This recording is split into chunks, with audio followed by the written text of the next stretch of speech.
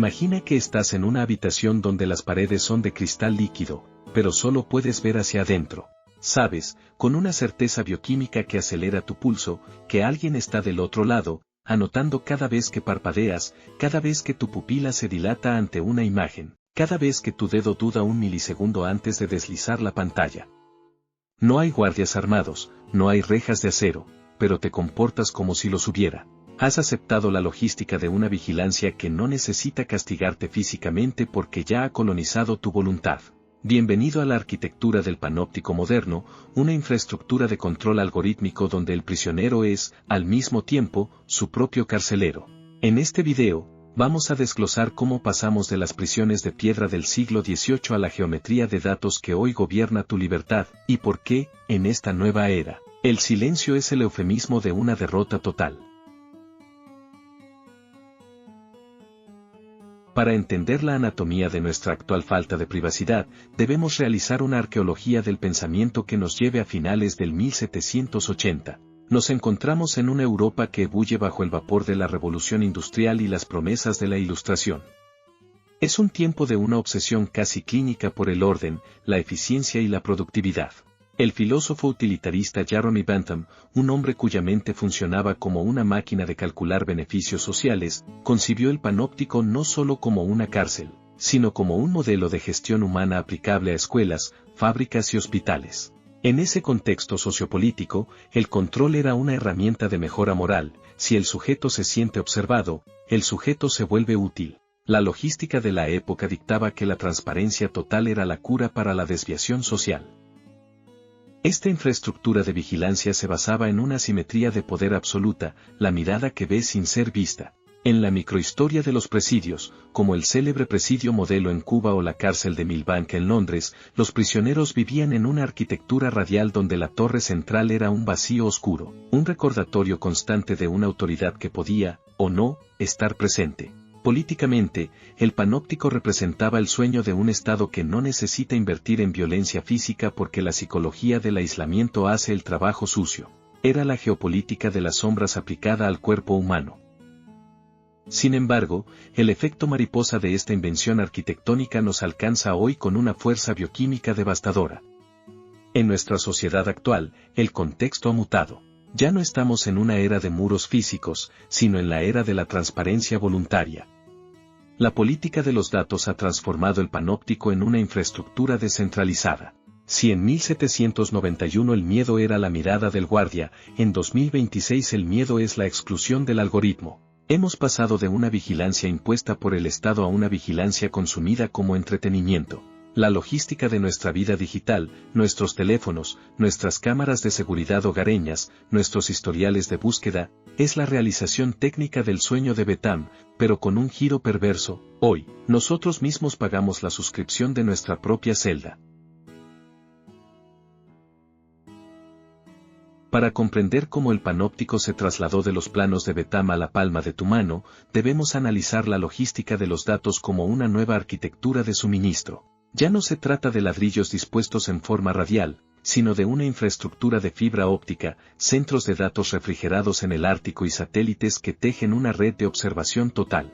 El sujeto de este panóptico moderno no es un cuerpo en una celda, sino un perfil de usuario, un conjunto de metadatos que definen tu bioquímica del deseo. La logística aquí es predictiva. El sistema no espera a que cometas un error, sino que analiza la infraestructura de tus hábitos para anticiparse a tu voluntad. Cada clic, cada pausa en un video de 14 minutos, cada me gusta es un ladrillo invisible en la construcción de tu propia habitación de cristal. La infraestructura de este control se basa en el beneficio de la asimetría. Mientras tú eres totalmente transparente para el algoritmo, la lógica del algoritmo es una caja negra, una sombra geopolítica protegida por secretos comerciales y leyes de propiedad intelectual. Las grandes corporaciones tecnológicas han diseñado una logística de la atención donde el producto no es la aplicación, sino la modificación de tu conducta. Se han convertido en los ingenieros de una clínica social a escala global, donde la vigilancia es el motor económico. Si en 1800 el guardia de la torre central necesitaba ojos humanos, en 2026 el guardia es una inteligencia artificial que procesa trillones de puntos de datos por segundo, asegurándose de que la infraestructura de tu realidad digital sea una que nunca te incite a escapar. Si excavamos en la microhistoria de los sujetos que habitaron los primeros panópticos, encontramos diarios de prisioneros que describen una paranoia clínica, la sensación de ser observados incluso cuando la torre estaba vacía. En el siglo XIX, un recluso en la cárcel de Pentonville escribió que la mirada del muro se sentía más pesada que las cadenas. Esa misma sensación ha mutado hoy en el eufemismo de la conectividad. La arqueología del lenguaje nos revela cómo el poder ha cambiado los nombres de las herramientas de control para que las deseemos. Ya no hablamos de vigilancia, hablamos de personalización. No decimos rastreo de ubicación, decimos compartir mi ubicación con amigos. El lenguaje ha sido colonizado por eufemismos que suavizan la pérdida de la privacidad, transformando una invasión bioquímica en una ventaja logística. Analicemos los términos y condiciones como si fueran una inscripción antigua en una piedra de sacrificio. El lenguaje legal utilizado es, en esencia, un muro de texto diseñado para no ser leído, una barrera de incomprensión que funciona como un contrato de rendición. En la arqueología de estas palabras, términos como mejorar la experiencia del usuario son eufemismos para extraer el máximo valor de tu comportamiento. La propaganda del panóptico moderno nos vende la idea de que quien no tiene nada que ocultar, no tiene nada que temer, una frase que es la piedra angular de la esclavitud mental. Esta propaganda ha logrado que el sujeto moderno no solo acepte la vigilancia, sino que la considere una infraestructura esencial para su vida social. Hemos pasado de la microhistoria del prisionero que odiaba el ojo del guardia a la del usuario que se angustia si el ojo del algoritmo deja de mirarlo, revelando una degradación bioquímica de la autonomía que Bentham jamás se atrevió a soñar. Llegamos al centro neurálgico de la crisis, donde la infraestructura del control se encuentra con la fragilidad de la existencia humana. En la arquitectura del panóptico físico de 1791, el error solía ser una sombra mal interpretada por el guardia o un susurro que rebotaba en la piedra. Pero en la logística del panóptico moderno, el punto de inflexión es un algoritmo que confunde una búsqueda de información con un rastro de radicalización, o un error en una base de datos que marca a un ciudadano inocente como un riesgo sistémico. Aquí es donde ocurre el efecto mariposa, un bit corrupto en un servidor de Virginia puede desencadenar la demolición total de la vida de un sujeto en Buenos Aires o Madrid. La clínica de este error nos muestra que, en un sistema de vigilancia total, no existe el beneficio de la duda, la infraestructura está diseñada para la eficiencia, no para la justicia. La microhistoria de este colapso se manifiesta en casos de muerte civil digital. Imaginemos a un individuo cuya bioquímica del estrés se dispara cuando, de un segundo a otro, sus cuentas bancarias se bloquean, sus redes sociales desaparecen y su nombre queda manchado en los motores de búsqueda debido a un falso positivo algorítmico. Este es el eufemismo moderno de la desconducción psíquica, el sistema no te mata, simplemente te borra de la infraestructura social. La geopolítica de las sombras entra aquí en juego, ya que estas listas negras digitales suelen ser compartidas entre bancos, gobiernos y agencias de publicidad, creando una red de exclusión que el sujeto ni siquiera puede rastrear. Es la anatomía de un hinchamiento automatizado donde el verdugo es una línea de código y el patíbulo es una pantalla en blanco. La crisis de la transparencia y el fin del simulacro. El punto de inflexión definitivo sucede cuando el sujeto se da cuenta de que la conectividad era, en realidad, una logística de captura. En la arqueología del lenguaje del poder, a este momento se le llama brecha de seguridad, pero para el individuo es una violación de su diario íntimo. Cuando los datos que creíamos privados, nuestras debilidades, nuestras búsquedas nocturnas, nuestros miedos procesados por la IA, se filtran o se venden al mejor postor, el simulacro de la libertad se desmorona. Aquí es donde la propaganda del régimen digital falla, ya no pueden convencernos de que la vigilancia es por nuestra seguridad cuando vemos que es la herramienta principal para nuestra manipulación emocional. Este error sistémico provoca una reacción bioquímica de rechazo, una suerte de despertar en medio de la celda de cristal.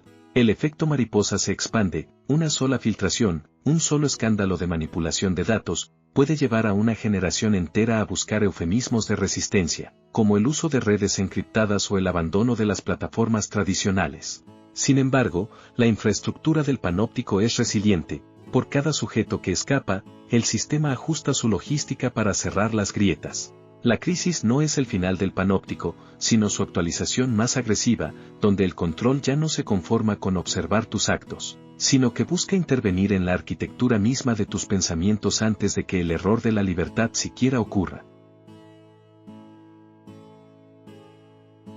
Para romper la arquitectura del panóptico, el sujeto debe primero realizar una desintoxicación de la infraestructura que habita. La resiliencia en la era algorítmica no es un acto de fuerza bruta, sino una reconfiguración bioquímica de nuestra atención.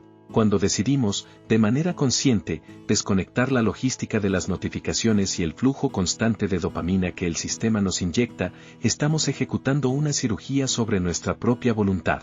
La redención comienza en el momento en que el prisionero deja de mirar la torre central y empieza a mirar hacia adentro, reconstruyendo su diario íntimo fuera del alcance de la nube. Esta es la clínica de la soberanía mental, entender que nuestra atención es el recurso más valioso de la geopolítica moderna y que recuperarla es el acto de rebeldía más subversivo que existe. La redención no es un eufemismo de escape total, sino de uso estratégico. No se trata de huir a una cueva, sino de aprender a habitar la infraestructura sin que la infraestructura nos habite a nosotros. Es la microhistoria del individuo que, conociendo los engranajes de la vigilancia, decide vaciar la mochila de las validaciones externas y las métricas de éxito diseñadas por un código ajeno. Al recuperar el control sobre nuestros procesos bioquímicos, sobre nuestro tiempo de silencio y nuestra capacidad de aburrimiento, estamos saboteando la logística del control desde su raíz más profunda. La redención es, en última instancia, el proceso de volver a ser sujetos opacos en un mundo que nos exige ser de cristal. Llegamos al final de esta arqueología de la vigilancia. Hemos visto cómo la sombra de Jeremy Bentham se alargó hasta acariciar cada píxel de nuestras vidas, transformando la política de la observación en una arquitectura de vida cotidiana. Pero, como en toda clínica de la crisis, el diagnóstico es el primer paso para la cura. La soberanía no nos será devuelta por el Estado ni por las plataformas, la soberanía se toma. Es una decisión logística individual, la de elegir qué datos entregamos, qué eufemismos aceptamos y qué parte de nuestra microhistoria protegemos con garras y dientes del ojo que nunca duerme. El panóptico moderno solo funciona mientras nosotros creamos en la omnipotencia del guardia invisible. En el momento en que apagamos la pantalla y nos reconocemos como seres con una voluntad no programable, la torre central se desmorona por su propio peso. Este video ha sido una pieza de ingeniería narrativa destinada a quienes, como yo, sienten que la mochila de la vigilancia digital ya pesa demasiado.